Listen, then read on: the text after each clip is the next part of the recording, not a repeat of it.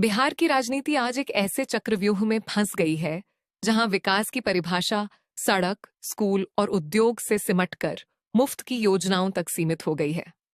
Ration के 5 kilo अनाज से लेकर शौचालय, आवास योजना, 1,100 रुपये की पेंशन और मुफ्त बिजली के वादों ने एक ऐसी व्यवस्था जन्म दी है जिसने आम आदमी की सोच के दायरे को ही सीमित कर दिया है।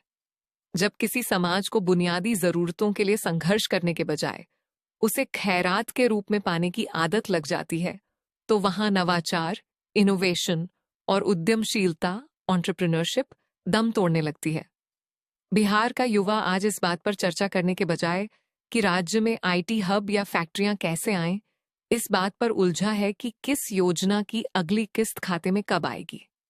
राजनीतिक सिस्टम का सुरक्षा कवच नेताओं के लिए यह लूप सबसे सुरक्षित रास्ता है। बड़े कारखाने लगाने, रोजगार पैदा करने और शिक्षा व्यवस्था सुधारने में मेहनत और जवाबदेही लगती है। इसके विपरीत मुफ्त अनाज या कुछ 100 रुपये की पेंशन बांटना चुनावी गणित के लिए कहीं ज्यादा आसान और असरदार फॉर्मूला बन गया है। राजनीति ने लोगों को आत्मनिर्भर बनाने के बजाय लाभार्थी बनाकर छोड़ दिया है। इस सिस्टम की सबसे बड़ी त्रासदी यह है कि इससे ऊपर कोई सोच ही नहीं पा रहा है। जब पेट भरने का जुगाड़ सरकारी राशन से हो जाए और रहने को छत सरकारी फंड से मिल जाए, तो पलायन और दिहाड़ी मजदूरी ही एकमात्र विकल्प बचते हैं।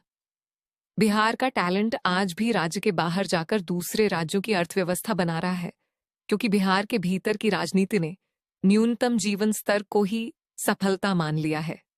बिहार की कहानी को बदलने के लिए इस लूप को तोड़ना होगा। हमें मुफ्त बिजली से ज्यादा 24 घंटे औद्योगिक बिजली और 5 किलो अनाज से ज्यादा स्थानीय रोजगार की मांग करनी होगी। जब तक बिहार का मतदाता इन योजनाओं को अपना अधिकार समझने के बजाय राजनीतिक बेड़ी नहीं समझेगा, तब तक विकास का यह पहिया इसी कीचड़ में फंसा रहेगा। बिहार को खैरात की नहीं, अवसर की जरूरत है। हमें यह समझना होगा कि मुफ्त की सुविधाएं हमारा जीवन तो काट सकती हैं, लेकिन हमारे बच्चों का भविष्य नहीं बना सकती।